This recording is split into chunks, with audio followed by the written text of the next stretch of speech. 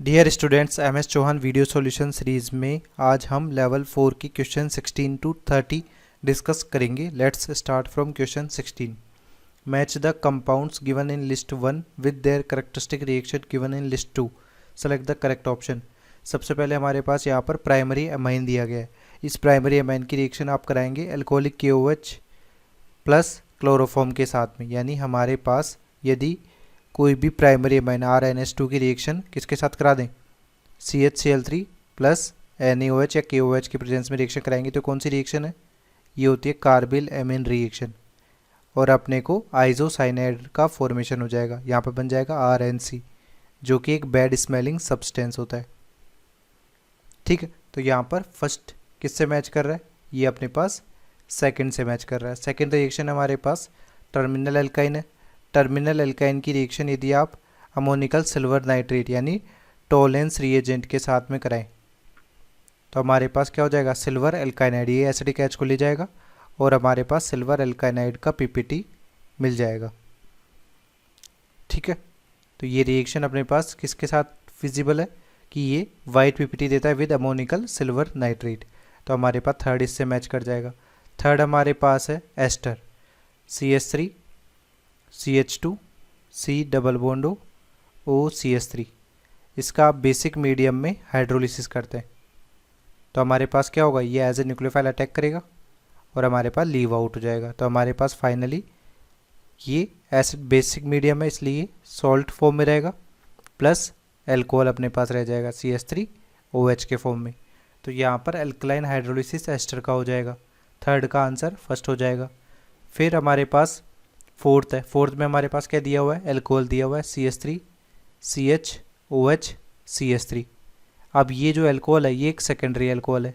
Secondary alcohol की Lucas reagent के साथ में अपन रिएक्शन कराएंगे तो हमारे पास क्या हो जाएगा, यहाँ पर एल्काइल हैलाइड का फॉर्मेशन होगा, बट 5 to 10 मिनट्स यहाँ पर टाइम लग जाएगा। टर्सरी एल्कोहल होता तो इंस्टेंट टर्बिडिटी अपने को मिल जाती। तो फोर्थ का आंसर हमारा फोर्थ हो जाएगा। तो ऐसा कॉम्बिनेशन अपने को कौन से ऑप्शन में मिल रहा है, अपने पास second, third, first, fourth, option B correct answer हो जाएगा। नेक्स्ट है 17th, the suitable reagent to convert this compound into alcohol. तो हमारे पास क्या हो रहा है कि CH3 CH double bond CH CHO। ठीक है, ये किस में कन्वर्ट हो रहा है, ये अल्कोहल में कन्वर्ट हो रहा है। अब यहाँ पर आपको गौर करने वाली बात है कि डबल बॉन्ड भी रिड्यूस हो रहा है। सोडियम बोरोहाइड्राइड और लिथियम एल्यूमिनियम हाइड्राइड ये C डबल बॉन्ड C को रिड्यूस नहीं करते हैं, और जिंक अमलगम विद HCl अपने पास क्लेमेंशन रिडक्शन होता है। इसमें जो कार्बोनिल ग्रुप होता है वो किस में रिड्यूस होता है, एल्केन में रिड्यूस होता है।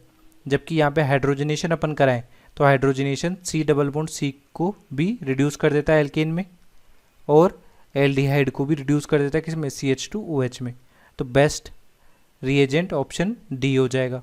नेक्स्ट हमारे पास है 18th, इसमें पूछा गया है कि यहाँ पर जो कंपाउंड है उसका सोडियम बोरोहाइड्राइड से रिडक्शन कराएं तो यहाँ पर जो कीटोन है वो रिड्यूस होकर एल्कोहल में कन्वर्ट होगा, और एस्टर जो है वो अनअफेक्टेड रहेगा सोडियम बोरोहाइड्राइड के केस में, और हमारा प्रोडक्ट क्या बन जाएगा, CH3 CHOH CH2, और ये एस्टर वैसा वैसा रह जाएगा C double bond O CH3, क्योंकि सोडियम बोरोहाइड्राइड एसिड हैलाइड के अलावा बाकी किसी भी एसिड डेरिवेटिव को रिड्यूस नहीं करता है। तो ऑप्शन ए करेक्ट आंसर हो जाएगा। नेक्स्ट है 19th क्वेश्चन, इसमें बोला गया है कि हमारे पास ये अल्कोहल है जिसकी H प्लस हीट के साथ में आप रिएक्शन करा रहे हैं, यानी E1 एलिमिनेशन मैकेनिज्म कराएंगे तो हमारे पास ये अल्कोहल इस तरह से दिया हुआ है। ठीक है, सबसे पहले आपने H प्लस लिया तो ये ऑक्सीजन का जो लोन पेयर है ये H प्लस पे अटैक करेगा तो हमारे पास कार्बोकेटाइन कौन सा बन जाएगा, ये OH2 प्लस कार्बोकेटाइन बन गया, और यहाँ से ये लीव आउट हो जाएगा H2। तो फाइनली प्रोडक्ट हमारा जो बनेगा वो ये कार्बोकेटाइन पे बन जाएगा। फिर आप इसका एलिमिनेशन कराएंगे हीट करने पे तो हमारे पास फाइनल प्रोडक्ट एक एल्कीन बन जाएगा। ठीक है, अब ये जो एल्कीन है ये हमारा मेजर प्रोडक्ट है क्योंकि यहाँ पे नंबर ऑफ अल्फा H ज़्यादा है तो स्टेबिलिटी इसकी ज़्यादा होगी। अब इस एल्कीन की रिएक्शन आप HBr के साथ में करा रहे हैं तो HBr के साथ में इसकी रिएक्शन कराएंगे तो H प्लस सबसे पहले अटैक करेगा। कार्बोकेटाइन मोस्ट स्टेबल हमारे पास कहाँ बनेगा, टर्सरी कार्बोकेटाइन अपने पास सबसे ज़्यादा स्टेबल बनेगा। ठीक है, अब इसकी रिएक्शन आपके पास देखें, यहाँ पर इन एब्सेंस ऑफ पेरोक्साइड बोला गया है, तो मार्कोनिकॉफ रूल के बेसिस पे ही एडिशन होगा और Br माइनस का कार्बोकेटाइन पे अटैक करा देंगे। तो फाइनली प्रोडक्ट हमारे पास जो बन जाएगा Br यहाँ पर आ जाएगा CH2CH3। तो हमारे पास जो प्रोडक्ट ए है वो ये है और यहाँ पर मेजर प्रोडक्ट सी वो ये है। ठीक है, तो इसमें 1 और 3 पूछा गया है, तो ऐसा ऑप्शन कौन सा मैच कर रहा है? ऑप्शन बी में अपने पास दोनों मैच कर रहे हैं, तो करेक्ट आंसर बी हो जाएगा। नेक्स्ट है 20, in a set of reaction meta bromo benzoic acid give a product D, identify the product D. तो हमारे पास क्या है, ये मेटा ब्रोमो बेंजोइक एसिड दिया हुआ है, तो हमारे पास COOH और ये ब्रोमीन लगा हुआ है। इसकी रिएक्शन आपने थायोनिल क्लोराइड के साथ में कराई, तो SOCl2 के साथ रिएक्शन कराने पे COOH किस में कन्वर्ट हो जाता है? COCl में कन्वर्ट हो जाएगा। यहाँ पर C डबल बॉन्ड Cl में कन्वर्ट हो गया, यहाँ पे ब्रोमीन लग गया। इसकी रिएक्शन अमोनिया के साथ में कराएंगे तो अमोनिया फिर इस COCl को किस में कन्वर्ट कर देगा? एमाइड में कन्वर्ट कर देगा। तो हमारे पास C डबल बॉन्ड NH2 यहाँ पर बन गया। अब हमारे पास यहाँ पर Br2 विद NaOH दिया हुआ है, जिससे हाफ में ब्रोमाइड रिएक्शन होगी। तो हमारे पास जो CONH2 ग्रुप है वो किस में कन्वर्ट हो जाएगा? NH2 में कन्वर्ट हो जाएगा। यहाँ पर रिएक्शन हो रही है half man bromamide degradation reaction. तो हमारे पास जो प्रोडक्ट बनेगा वो फाइनल प्रोडक्ट बनेगा अपने पास कुछ इस तरह का, NH2 यहाँ पे लग जाएगा और Br यहाँ पे लग जाएगा, जो कि ऑप्शन सी से मैच करेगा। Next 21, in the following sequence of reaction, हमारे पास CH3Br आपने ले लिया। CH3Br की रिएक्शन आप KCN के साथ में करा रहे हैं, तो Cn minus as a nucleophile attack करेगा इस कार्बन पे और Br को लीव करा देगा। फाइनली प्रोडक्ट हमारे पास बन जाएगा CH3C ट्रिपल बॉन्ड N, जिसका आप एसिडिक मीडियम में हाइड्रोलिसिस करेंगे। कंप्लीट हाइड्रोलिसिस के बाद में यहाँ पर जो साइनाइड ग्रुप होता है एसिडिक मीडियम में हाइड्रोलिसिस करने पे COOH में कन्वर्ट हो जाता है। ये पॉइंट आप ध्यान रख सकते हैं, बहुत रिएक्शंस में यूज़ किया जाता है।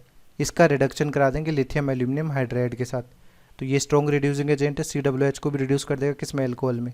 तो CH3CH2OH हमारा फाइनल प्रोडक्ट बनेगा, जिसका नाम क्या होगा? Ethyl alcohol. तो हमारा ऑप्शन कौन सा करेक्ट हो जाएगा? ऑप्शन बी हमारा करेक्ट आंसर हो जाएगा। नेक्स्ट है Dunstan test is used for identification of. Dunstan test जो होता है वो ग्लिसरॉल के डिटेक्शन के लिए यूज़ होता है। इसमें हमारे पास क्या होता है कि when phenolphthalein drops are added in borax then the solution turns pink in colour. When glycerol is added to this solution the solution turns colourless on cooling. When the solution is heated then the colour again reappears. तो यही हमारा क्या है? Dunstan test का principal है। तो हमारा detection किसका ही करते हैं अपन? डंस्टन टेस्ट से ग्लिसरॉल का। फैक्ट बेस्ड क्वेश्चन था ये, तो ऑप्शन ए करेक्ट आंसर हो जाएगा। Next 23, among the following ethers which one will produce methyl alcohol which is CH3OH on treatment with hot concentrated HI। Ethers के case में आपको बता दें कि यदि दोनों एल्काइल ग्रुप्स में से कोई सा भी एक एल्काइल ग्रुप टर्सरी या उससे रेजोनेंस स्टेबलाइज्ड जो इक्विवेलेंट स्टेबिलिटी रखता हो तब SN1 पाथ फॉलो करेंगे, और यदि दोनों ही एल्काइल ग्रुप प्राइमरी या सेकेंडरी है तब ये SN2 पाथ फॉलो करेगा। SN2 पाथ में जो न्यूक्लियोफाइल I माइनस होगा वो लीस्ट क्राउडेड पोजीशन पे अटैक करेगा। तो हमारे पास इसके केस में अपन देखें प्रोडक्ट, तो यहाँ पर क्या होगा? जब आप OH प्लस बना देंगे और I माइनस का अटैक कराएगा तो ये CH3 पे अटैक करेगा, क्योंकि यहाँ पे लीस्ट क्राउडेड है, तो यहाँ पे CH3I प्रोडक्ट बनेगा, ना कि CH3OH। सिमिलरली यहाँ पे भी CH3I बनेगा और यहाँ पर भी CH3I बनेगा। बट बी ऑप्शन में देखें, बी ऑप्शन में हमारे पास क्या दिया हुआ है? यहाँ पर H प्लस लेने के बाद OH प्लस बन जाएगा। अब ये जो है टर्सरी कार्बोकेटाइन है, इसलिए ये SN1 पाथ फॉलो करेगा। SN1 पाथ फॉलो करने में यहाँ पर कार्बोकेटाइन का फॉर्मेशन हो जाएगा और ये बन जाएगा CH3OH। इस कार्बोकेटाइन पे जो बना है उस पर I minus as a nucleophile attack करेगा और हमारा फाइनल प्रोडक्ट ये बन जाएगा। तो इसमें हमारे पास मिथाइल अल्कोहल मिल रहा है, क्योंकि ये मैकेनिज्म SN1 पाथ फॉलो करेगी। तो ऑप्शन बी करेक्ट आंसर हो जाएगा यहाँ पर। नेक्स्ट है strongest acid among the following is. तो हमारे पास सबसे पहले फिनॉल दिया हुआ है, ठीक है। फिनॉल के बाद में मिथॉक्सी ग्रुप आपने को अटैच करना है ऑर्थो मेटा पैरा पे। तो यहाँ पर ऑर्थो पे आपने अटैच कर दिया OCH3, मेटा पे अटैच कर दिया OH, OCH3 और यहाँ पर पैरा पे अटैच कर दिया OCH3। ठीक है, अब अपने पास एसिडिक स्ट्रेंथ कैसे पता करेंगे कि H को रिमूव करने के बाद जो बना एनायन है उसकी स्टेबिलिटी देखेंगे। तो यहाँ पर इसकी स्टेबिलिटी के लिए फैक्टर देखेंगे तो OCH3 क्या है, +M ग्रुप है जो कि एनायन की स्टेबिलिटी को कम करता है, जबकि मेटा पोजिशन पे यहाँ पर ओनली -I इफेक्ट लगेगा। यहाँ पर भी +M और -I लगेगा, बट +M जो होगा वो एनायन की स्टेबिलिटी को कम करेगा। तो मोस्ट स्टेबल ये वाला कंपाउंड होगा क्योंकि यहाँ पर OCH3 केवल -I लगा रहा है जो कि एनायन की स्टेबिलिटी को बढ़ाएगा। सबसे एसिडिक कंपाउंड अपने पास कौन सा हो जाएगा, मेटा सब्सटीट्यूटेड प्रोडक्ट हो जाएगा, मेटा सब्सटीट्यूटेड फिनोल। तो ऑप्शन सी हमारा करेक्ट आंसर हो जाएगा। ठीक है, नेक्स्ट है 25 में हमारे पास कंसनट्रेट HNO3 + H2SO4 के साथ फिनोल की रिएक्शन करा रही है। ये एसिड मिक्सचर होता है। एसिड मिक्सचर से अपने को NO2+ नाइट्रोनियम कैटायन का फॉर्मेशन होता है। अब जो OH होता है वो काफ़ी स्ट्रॉन्ग ERG ग्रुप होता है, इलेक्ट्रॉन रिलीजिंग ग्रुप होता है, जिसकी वजह से यहाँ पर NO2+ इसके सारे ऑर्थो पैरा सब्स्टिट्यूटेड पोजिशन पर आकर अटैच हो जाते हैं। तो यहाँ पर आप देखें तो प्रोडक्ट क्या बनेगा, क्योंकि OH ऑर्थो पैरा डायरेक्टर है तो इसकी ऑर्थो पैरा सारी साइड्स पे ही ये इलेक्ट्रोफाइल आके अटैच हो जाता है। इसको अपन बोलते हैं 2,4,6 ट्राइनाइट्रोफिनोल, या कॉमन नेम इसका यूज़ करते हैं पिक्रिक एसिड। ठीक है, तो हमारा ऑप्शन सी करेक्ट आंसर हो जाएगा यहाँ पर। Next 26, which of the following reaction will not produce ethylene glycol. Ethylene glycol का स्ट्रक्चर कुछ इस तरह से होता है। तो यहाँ पर सबसे पहला ए ऑप्शन देखें। ए ऑप्शन में इपॉक्साइड दिया हुआ है, इपॉक्साइड का आपने एसिडिक मीडियम H+ लिया तो ये अपने पास इस तरह से बन जाएगा OH+ और इसका H2O का अटैक करा दो, H2O का अटैक करा दोगे ये बॉन्ड यहाँ पर चला जाएगा तो हमारे पास कंपाउंड इथाइलिन ग्लाइकोल जैसा बन गया यहाँ पर। सिमिलरली सी ऑप्शन में भी देखें, सी ऑप्शन में हमारे पास एल्कीन है और यहाँ पर ये पर एसिड है। पर एसिड की प्रेजेंस में क्या होगा, इपॉक्सीडेशन होगा।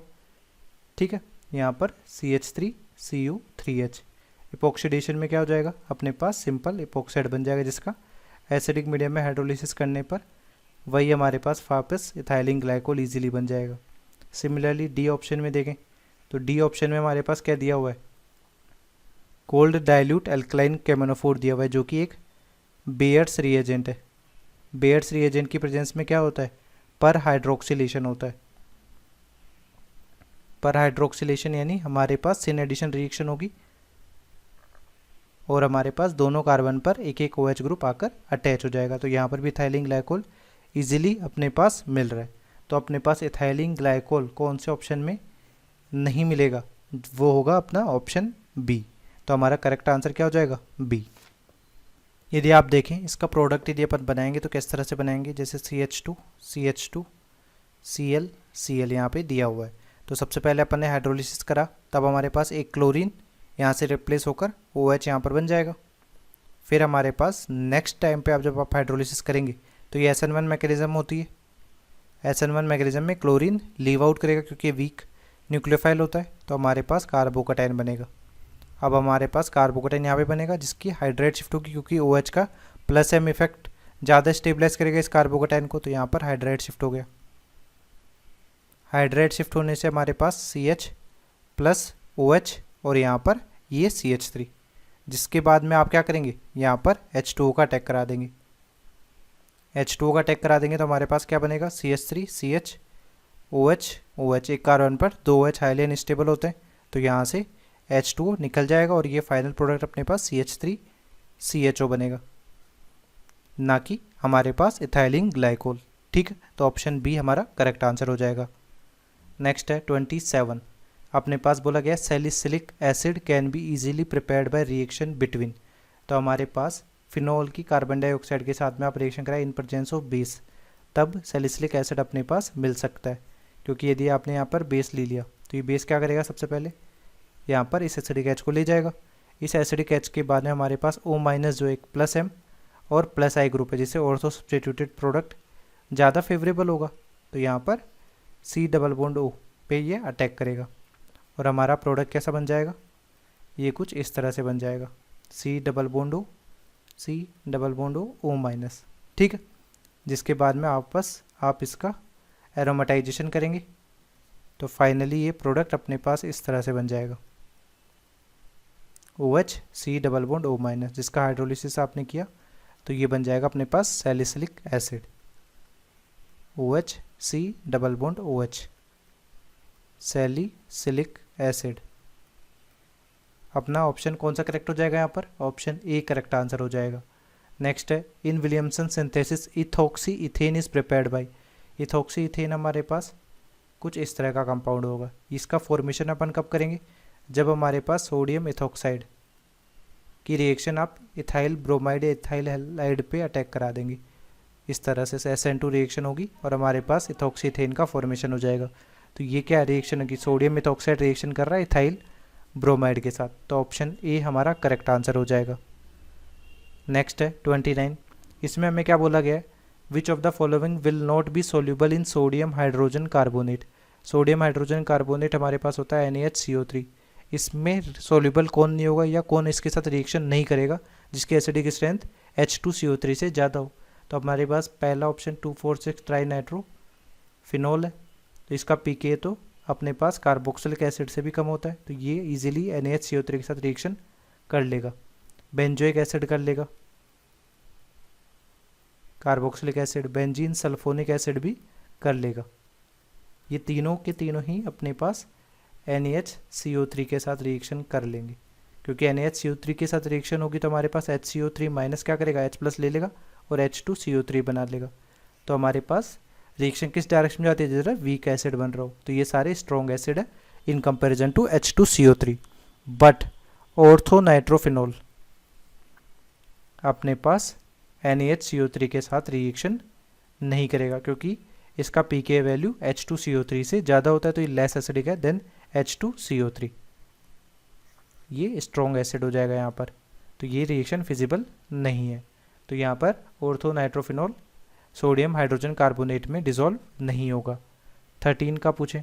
30 among the following set of reactants which one produce anisole. तो एनिसोल का यदि अपन स्ट्रक्चर बनाए तो ये हमारा मिथॉक्सी बेंजीन है। तो यदि आप देखें ऑप्शन बी में हमारे पास क्या दिया हुआ है कि ये फिनॉल है। इस फिनॉल की आपने बेस के साथ में रिएक्शन कराई NaOH, तो ये H+ को ले लेगा और हमारे पास क्या बन जाएगा? PHO- बन जाएगा, जिसका अटैक आप CH3I पे कराएंगे, मिथाइल आयोडाइड पे कराएंगे। तो हमारे पास प्रोडक्ट फाइनली क्या बन जाएगा? मिथॉक्सी बेंजीन बन जाएगा, जो कि एनिसोल कॉमन नेम है जिसका। तो ऑप्शन बी हमारा यहाँ पर करेक्ट आंसर होगा।